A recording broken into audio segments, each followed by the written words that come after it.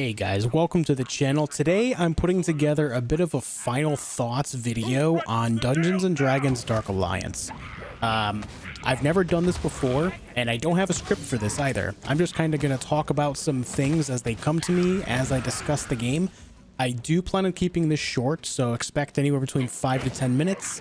But I figure, as someone that's played thousands of games in my lifetime, I've always enjoyed recapping my thoughts. In the past, I've discussed a lot of video games with my friends that also played similar games to me, and we kind of bounce ideas off of each other, what we enjoyed, what we didn't enjoy, and kind of talk about the games from there. So I figured I would bring this to the YouTube channel as well. So that said, anything that I talk about in today's video, I would love to get your thoughts on too, whether you watched my gameplay walkthrough here on YouTube, or if you played the game yourself, or both. I would love to hear your thoughts on the things that I bring up in this video, so don't be afraid to leave comments below, and I will definitely be down to have a chat with you about these things. I did go into this game with the big thing in mind that this game does retail at 40 USD, as well as it's free on Game Pass, or I shouldn't say free on Game Pass, because Game Pass itself is not free. But it is a subscription service in which, it was there on day one. So that's where I played it specifically, on Game Pass for PC. So I've been playing it there. I'm going to go ahead and talk about things that I enjoyed, things I didn't enjoy, things that I found to be somewhere in between those two values, and then kind of give a quick recap on how this all creates, how I feel about it overall. One giant image. First, the good. As a person that usually plays games solo, it was great to be able to play through this game solo without feeling like at any one point that I needed to group up with others. As this game was designed to be played co-op, I'm very happy to be able to play without co-op. I do enjoy playing games with other people, not to say that I don't, for sure, but I do enjoy being able to be alone in a game, as I like to interact with everything, take my time, play the game how I want to play without the pressure of other people being like, hey, come on, hey, let's do this, let's go over here, oh, what's this? So being able to play solo was a pretty big deal to me, and that's something that's a big highlight. Next is graphics. Now, I'm going to explain my take on graphics real quick. I don't feel like graphics need to be the best thing I've ever seen in order for the gameplay to be good.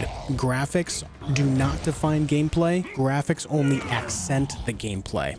So that said, if you're into something like DayZ, where the graphics are a little bit more on the realistic side, or Escape from Tarkov, something along those lines, that's really great. Those graphics are beautiful and they work for that game.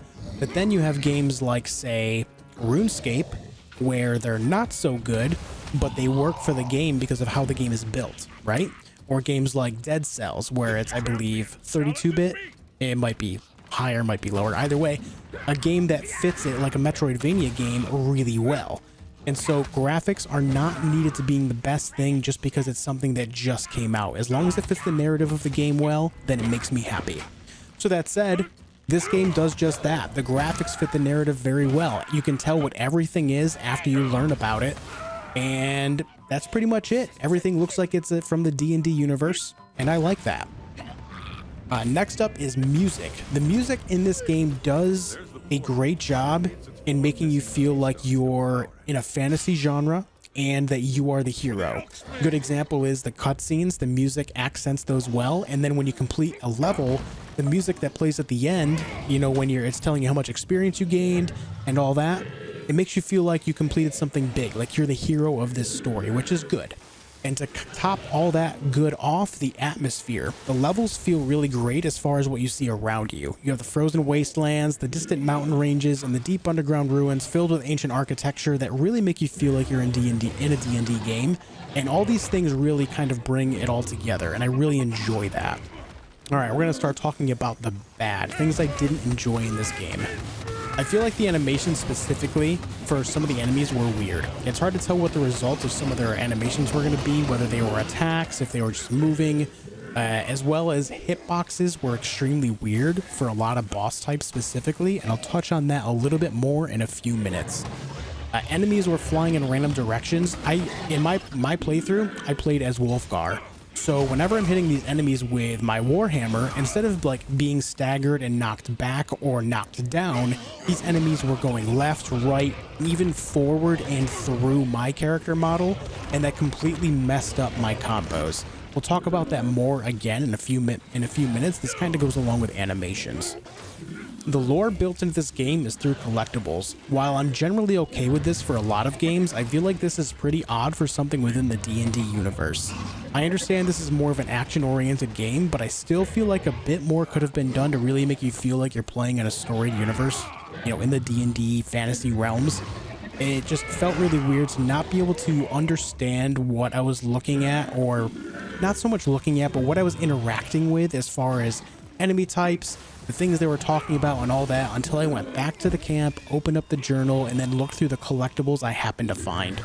Collectibles that add lore are really great in games when they add backstory, but if I'm not able to learn what things are by interacting with them right on the forefront of what I'm doing at the time, that kind of irks me.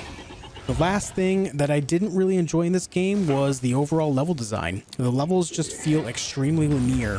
While every level does have paths that break off and have some like hidden chests and shards and stuff like that, as well as the collectibles for lore, it just felt overall that exploration was predictable and has less value because it's predictable.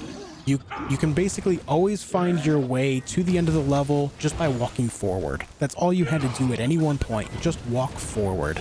There was not a whole lot of verticality, not a lot of ups, not a lot of downs outside of random instances, and even then you could just see the main path from those spots anyway. It just didn't really do much for me. We're going to talk about combat. The combat I found okay. This is a mix of good and bad. I enjoyed the combos. The combat overall in Dark Alliance, the combos were pretty fitting. I really enjoyed being able to swing my hammer and come up with different results for, you know, AoE attacks, single target attacks, a good mix of both if that's what I needed at the time. I really enjoyed the abilities, the ultimate abilities. They all felt really great, and I enjoyed those. What I did not enjoy was how the animations for enemies came into play with the combat. Whether they're flying in random directions and completely killing the flow of combat because of that. You know, if an enemy is flying, you know, through me after I'm trying to knock them back, how am I supposed to really complete my active combo at that time? It wouldn't matter if the ultimate meter wasn't something that gauged off of your combo score, but when you're not able to make it to the enemy you were beating up for a moment and lose your combo because of it, it kind of gets annoying. But also the hitboxes. The hitbox thing is huge for me. Specifically, if you watch through my playthrough, at part 21, there's a boss that has a very specific attack. I'm trying to keep this spoiler free. Has a very specific attack that I was very clearly not being hit by visibly, but I was still taking damage from. It wasn't a bug. This isn't something that happened, you know, once. It happened several times over the course of several fights against this boss. So it's a very consistent hitbox issue, and that simply should not exist in a modern game. It's one thing if it was like PlayStation 1 or, you know, N64. It's more forgivable because that was something that was harder to kind of develop around at that time. But now that is something that simply should not exist. So the fact that it's in a game here and now is really bothersome to me. Basically what I'm saying, without clarity on what's happening in front of you, gameplay is immediately downgraded. And so overall thoughts, I feel as if this game could have been better, but I also feel it could have been worse. I did enjoy my playthrough of the game, not to take anything away from it, I'm just being honest. I like talking about video games, but I will never lie about how I feel about them. As a game that is designed to be played a few times to get better gear, I'm going to be honest, I feel no drive to do so. I feel no drive to play the game at all after I've completed every act at least once. I'm just kind of done with it. The replay value just seems to be non-existent to me. The 3 dungeons in the game offer the best gameplay for sure, as there's seemingly more to the levels and better loot chances. So to see the game at its best, you do need to stick with it for a little while, even if it is tougher for you, but I do feel like the end of the game is better than the beginning. Overall, I feel like Dark Alliance is the perfect game to download and play on a rainy day solo or with some friends if you're looking to just chill and not take anything seriously but still play a video game. Considering again that it is on Game Pass, this is a really great game to just kind of, you know, have some friends over, sit on the couch, and just play some hack and slash D&D action. But all right, guys, that wraps up the video. Just kind of wanted to get my thoughts out there. If you have any comments, don't be afraid to put them down below. I would love to discuss more of this stuff with you guys. I plan on doing this for every game that I do play through for YouTube here. So expect more of this for more games in the future. And like I said, I'll always keep it honest, keep it real, keep it unscripted, and just discuss what my thoughts are as they come to me while I'm doing this. Anyways, guys, thank you so much for watching, and I'll see you on the next one.